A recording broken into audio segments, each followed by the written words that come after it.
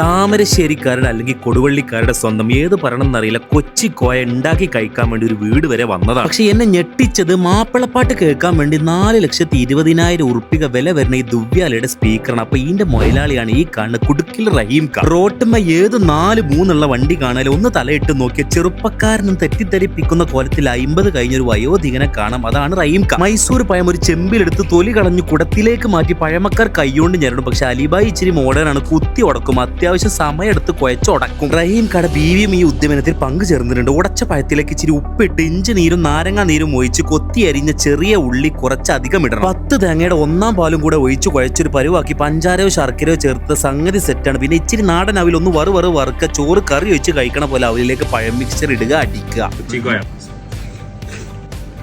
അവല് റോസ്റ്റ് ചെയ്തുകൊണ്ട് നമുക്ക് രസം തിന്നാനും മിയ മിയട്ടാ.